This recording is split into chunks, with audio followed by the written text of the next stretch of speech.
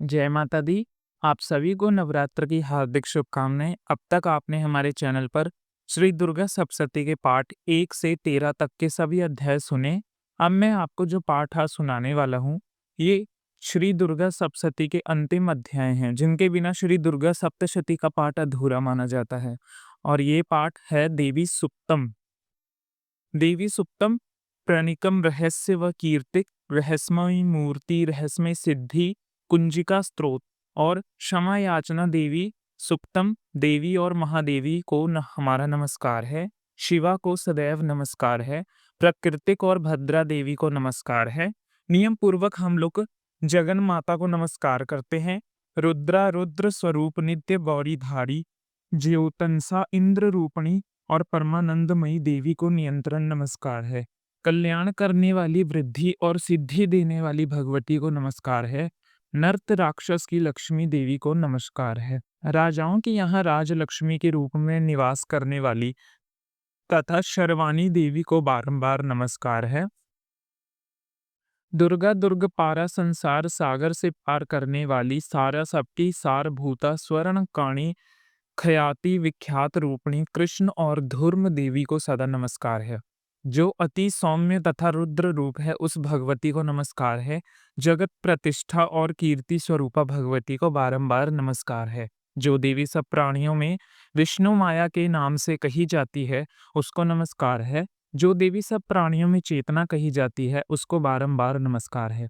जो देवी सब प्राणियों में बुद्धि रूप में स्थित है, उनको नमस्कार है, उनको नमस्कार है, उनको बारंबार नमस्कार है। जो देवी सब प्राणियों में बुद्धि रूप से स्थित हैं, जो देवी सब प्राणियों में निद्रा रूप से स्थित हैं, और जो देवी सभी प्राणियों में शुद्ध रूप में स्थित हैं, और जो देवी सब प्राणियों में छाया रूप में स्थित हैं, जो देवी सब प्राणियों में शांति क्षमा रूप से स्थित हैं, जो देवी सब प्राणियों में तृष्णा रूप से स्थित हैं, जो देवी सब प्राणियों में शांति रूप से स्थित हैं, उनको नमस्कार है, उनको नमस्कार है, उनको बारंबार नमस्कार है। जो देवी सब प्राणियों में जाति रूप में स्थित हैं, जो देवी सब प्राणियों में लज्जा रूप में स्थित हैं, वो देवी को बारंबार नमस्कार है। जो देवी सब प्राणियों में श्रद्धा रूप में स्थित हैं, और जो देवी सब प्राणियों में कांति रूप में स्थित हैं, जो देवी सब प्राणियों में लक्ष्मी रूप में स्थित हैं, जो देवी सब प्राणियों में व्रती रूप में स्थित हैं, और जो देवी सब प्राणियों में समृद्धि रूप में स्थित हैं, और जो देवी सब प्राणियों में दया रूपी में स्थित हैं, जो देवी सब प्राणियों में तुष्टि रूप में स्थित हैं, जो देवी सब प्राणियों में माता रूप में स्थित हैं, जो देवी सब प्राणियों में भ्रांति रूप में स्थित हैं, उनको नमस्कार है, उनको नमस्कार है, उनको बारंबार नमस्कार है। जो देवी सब इंद्रियों की और संसार भर के प्राणियों की अधिष्ठात्री हैं और सब प्राणियों में नियंत्रण विख्यात करती हैं, उनको नमस्कार है, उनको नमस्कार है, उनको बारंबार नमस्कार है। जो देवी संपूर्ण संसार में चैतन्य रूप से विख्यात होकर स्थित हैं, उनको नमस्कार है, उनको नमस्कार है, उनको बारंबार नमस्कार है।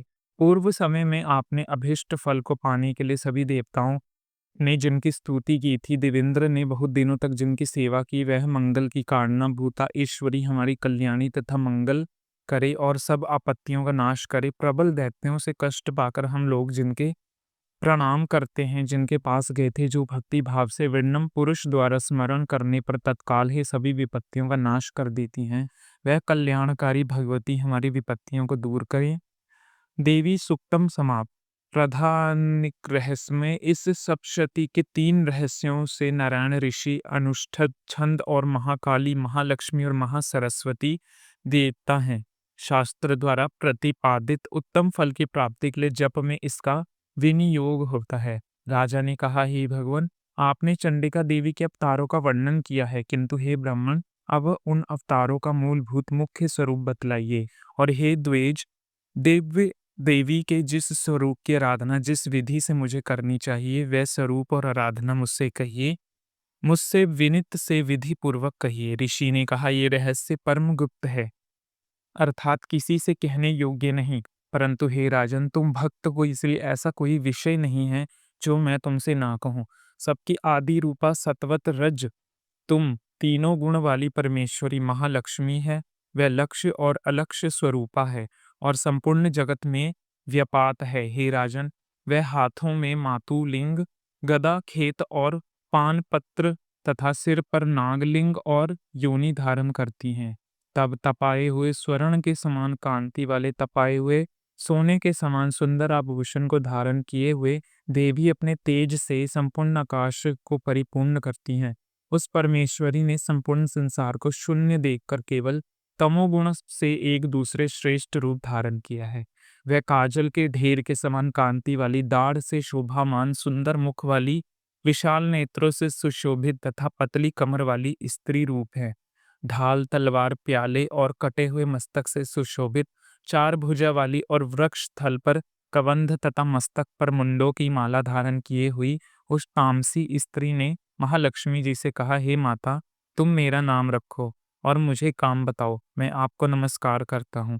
महालक्ष्मी ने उस तामसी स्त्री से कहा, आपके नाम और कर्म बताती हूँ। महामाया, महाकाली, महामारी, छुदाई, काल रात्रि और दुर्तैद्या, ये तुम्हारा नाम। कर्म के अनुसार इन नाम से तुम्हारे कर्मों को जानकर जो मनुष्य स्तुति करता है वह सुख पाता है। हे राजन, महालक्ष्मी ने उसे ये कहकर अति शुद्ध सतोमुखी चंद्रमा के समान कांति वाला दूसरा रूप धारण कर लिया। वह उत्तम स्त्री अक्षमाला, अंकुश, वीणा और पुस्तक धारण किए हुए थी। महालक्ष्मी ने उन्हें ये भी नाम रख दिया, महाविद्या, महावीणाजय। गर्भ सुंदर कमल पर बैठा हुआ स्त्री पुरुष का एक जोड़ा संयम उत्पन्न किया। इसके बाद माता लक्ष्मी ने पुरुष को ब्राह्मण, विदेय, विरची तथा धात इस प्रकार संबोधित किया और स्त्री को श्री पद्मा, कमला, लक्ष्मी इत्यादि नामों से पुकारा। महाकाली और महासरस्वती ने भी इस स्त्री पुरुष के जोड़े उत्पन्न किए। हे राजन, उनके भी स्वरूप और नाम को कहता हूँ। महाकाली ने नीलकंठ, रक्तबाहु, श्वेततांग और चंद्रशेखर पुरुष और एक गौरी स्त्री को उत्पन्न किया। पुरुष के रुद्र, शंकर, स्थानु, कप्रद्र और त्रिलोचन तथा स्त्री के त्रैविद्या, कामधेनु, भाषा, अक्षर और स्वरा नाम रखा। हे राजन, सरस्वती ने गौरी स्त्री और कृष्ण पुरुष को उत्पन्न किया। उन दोनों के नाम भी कहता हूँ।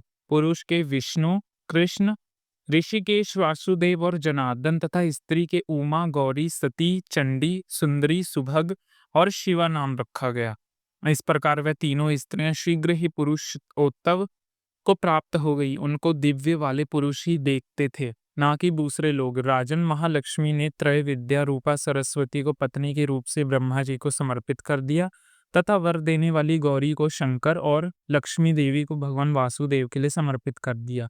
ब्रह्मा जी ने सरस्वती जी के साथ मिलकर ब्रह्मांड को उत्पन्न किया और वीर्यवान भगवान रुद्र ने गौरी जी के साथ मिलकर उसे भेदन किया।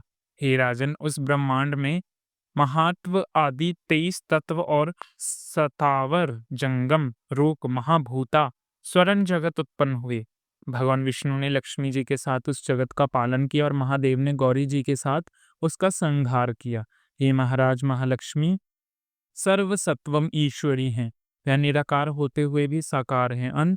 उनके कई नाम हैं। वे अपने नामों से सिवा अन्य किसी प्रत्यक्ष आदि प्रमाण से नहीं जानी जा सकती। प्रधानिक रहस्यमय समाप्त।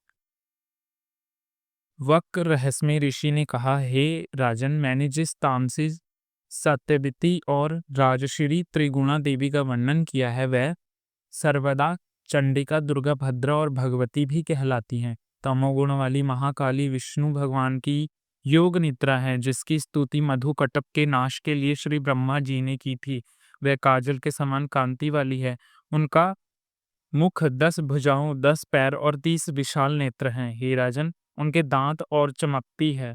यद्यपि उनका ये रूप भयंकर है, फिर भी वह भक्तों को रूप, सौभाग्य, कांति और महंती संप्रदा को देने वाली हैं। वे अपने हाथों में खड़ग, बाण, गदा, शूल, शंख, चक्र, भुसंडी, परीग, धनुष और रुद्रेण टपका हुआ सिर धारण करती हैं। वह दूतिया महाकाली विष्णु जी की माया है, जिनकी आराधना करने से चराचर जगत वश में हो जाता है। जो संपूर्ण देवताओं के शरीर से उत्पन्न हुई है, वह अतुल कांति वाली महिष तथा 3 गुणों वाली साक्षात लक्ष्मी है। उनका मुख श्वेत, योजना नीली, स्तन मंडल श्वेत, कटी और चरण लाल और जांघें नीली हैं। वह उल्कट मध्य वाली, उनका जघन विचित्र है और वह विचित्र माला, वस्त्र और आभूषणों को धारण करती हैं। ये विचित्र लेपन करती हैं और ये रूप लावण्यवती और सौभाग्यवती हैं। यद्यपि उनकी भुजाएं असंग हैं, फिर भी उनको 18 भुजाओं वाली मानकर पूजा करनी चाहिए। अब उनके दाहिने ओर के निचले भुजाओं से लेकर बाएं ओर के निचले भुजाओं तक के क्रमश में जो अस्त्र-शस्त्र हैं उनका वर्णन किया जाता है। उनकी भुजाओं में अक्षमाला, कमंडल, बाण, तलवार, व्रजगदा, चक्र, त्रिशूल, फरसा, शंख, घंटा, फांसा, शक्ति दंड, ढाल, धनुष, पानपत्र और कमंडल सुशोभित हैं। वह कमल पर विराजमान है। हे राजन, जो मनुष्य इस सर्वदेवमयी ईश्वरी महालक्ष्मी जी की पूजा करता है, वह सब मनुष्यों को और देवताओं का स्वामी हो जाता है। हे राजन, जो गौरी की देह से उत्पन्न हुए हैं और सत्वन गुण प्रधान है, वह शुंभ निशुंभ असुर को मारने वाली साक्षात सरस्वती हैं। सरस्वती की 8 भुजाएं हैं और वह बाण, मूसल, शूल, चक्र, शंख, घंटा, हल और धनुष को धारण करती हैं। जो निशुंभ का मृदन और शुंभ भासुर का संहार करने वाली सरस्वती हैं। वह भक्ति पूर्वक पूजनीय होने पर सर्वयज्ञ ज्ञान प्रदान करती हैं। हे राजन, मैंने मूर्तियों के इन स्वरूपों को तुमसे कहा, अब जगन माता की अलग अलग उपासना भी सुनो। जब महालक्ष्मी जी का पूजन करें तब दाहिने और बाईं और क्रम में महाकाली और महासरस्वती का पूजन करना चाहिए और पृष्ठ भाग में तीनों युगल देवताओं की पूजा करनी चाहिए अथवा ब्रह्मा, विष्णु और महेश की पूजा करनी चाहिए। मध्य में सरस्वती जी के साथ ब्रह्मा जी का, दक्षिणा में गौरी जी के साथ रुद्रदेव और उत्तर में लक्ष्मी जी के साथ ऋषिकेश भगवान का पूजन करें और इनके सामने आगे कहीं हुई 3 देवियों का पूजन करें। मध्य में अर्थात महालक्ष्मी जी के सामने अष्टदक्ष भुजी लक्ष्मी जी का और उसके वाम भाग में अर्थात महाकाली के सामने 10 मुखी महाकाली और दक्षिण भाग में महासरस्वती का सप्रेम पूजन करें। इसके पश्चात महालक्ष्मी का पूजन करना चाहिए। हे राजन, अगर केवल अध्याष्ट भुजा का अथवा 10 मुखी का अथवा अष्टभुजा का पूजन करना हो तो संपूर्ण अनिष्ट शांति के लिए दक्षिण और उत्तर की ओर काल और मृत्यु का पूजन करें। अब भुजा वाली शुंभ असुर मर्दानी का पूजन करना हो तब उनकी नव शक्तियों का तथा रुद्र और गणेश जी का भी पूजन करें। नमो दिव्य इस स्तोत्र से महालक्ष्मी जी की स्तुति करें। देवी के तीनों अवतार के पूजन के समय उनके चरित्र में जो स्तोत्र और मंत्र आए हैं उन्हीं का उपभोग करना चाहिए। ये अष्टदश भुजा वाली पूजनीय हैं। यही महिषासुर मर्दिनी, महालक्ष्मी, महाकाली और महासरस्वती हैं। यही पुण्य पापों की ऐश्वरी और संपूर्ण लोकों की महेश्वरी हैं। जो पुरुष महिषासुर मर्दिनी का पूजन करता है वह संसार का स्वामी होता है। तीनों लोक को धारण करने वाला तथा भक्तों पर दया करने वाली चंडिका का भूषण गंध, पुष्प, धूप, दीप, ना और अनेक प्रकार के भक्ष्य पदार्थों से पूजन करना चाहिए। हे राजन, रुद्रण मिले हुए मांस के बलि से तथा मदिरा से भी पूजन करना चाहिए, किंतु मांस, बलि आदि से देवी का पूजन ब्राह्मणों को छोड़कर बताया गया है। हे राजन, ब्राह्मणों के लिए कहीं भी मांस और मद्य से पूजन का विधान नहीं है। प्रणाम, आचमन, चंदन, सुगंध, कपूर और तांबूल से भक्ति पूर्वक पूजन करना चाहिए। देवी के आगे वाम भाग में कटे हुए सर वाली ऐश्वरी द्वारा मोक्ष को प्राप्त हुए महिषासुर महेश का पूजन करें। दक्षिणा की ओर उग्र भाग में स्मर्ग धर्म रूप ईश्वरी और चराचर को धारण करने वाले देवी के वाहन सिंह की पूजा करें और बुद्धिमान पुरुष एकाग्र चित्त होकर हाथ जोड़कर इन चरित्रों की स्तुति करें। अगर समय ना मिले तो केवल मध्य चरित्र से ही स्तुति करें, किंतु केवल प्रथम या उत्तम चरित्र का पाठ ना करें। आधे चरित्र का पाठ कभी नहीं करना चाहिए। ऐसा करने से निसंदेह विघ्न होता है।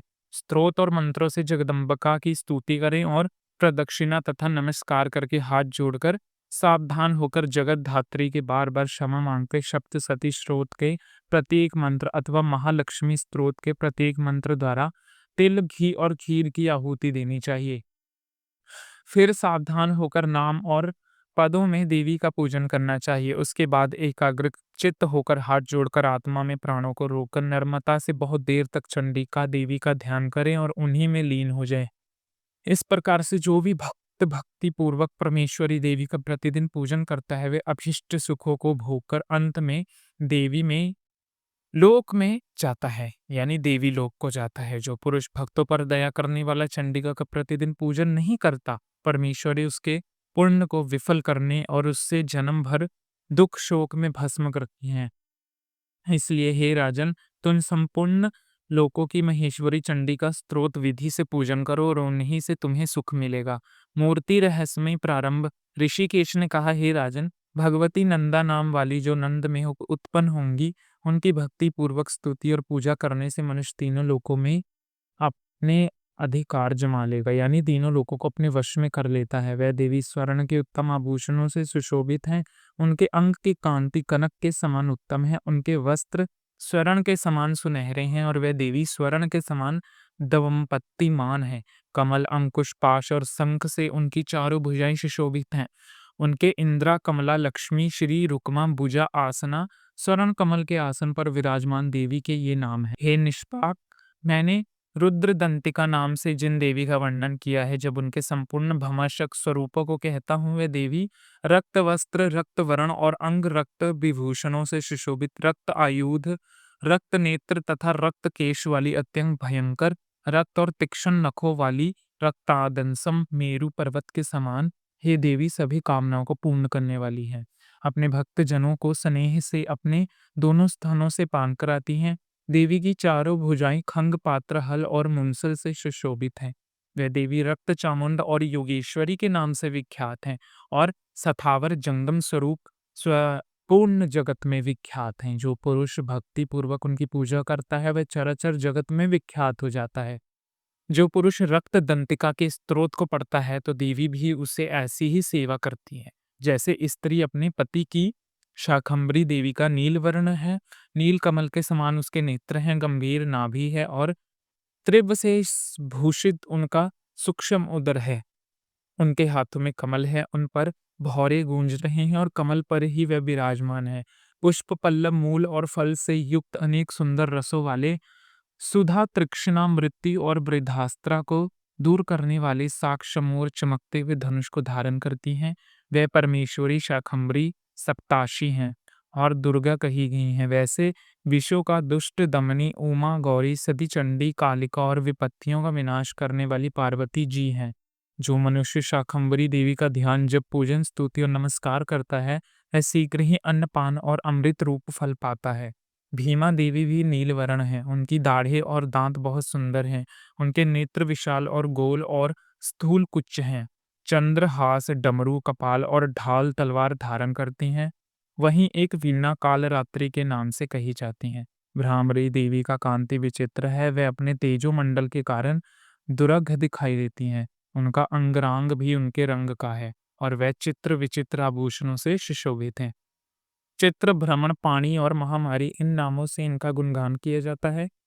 हे राजन, देवी की ये मूर्तियां शास्त्र में वर्णित हैं। ये मूर्तियां जगन माता चंडिका की कामधेनु कहलाती हैं, अर्थात कामधेनु के समान मनवा फल देती हैं। अंत मनवांचित फलों की प्राप्ति होती है। पुण्य प्रयास करके तुम निरंतर देवी की आराधना में लगे रहो। सप्तशती के मंत्रों को पढ़ने मात्र से ही प्राणी ब्राह्मण हत्या के समान घोर 7 जन्म के पापों से मुक्त हो जाता है।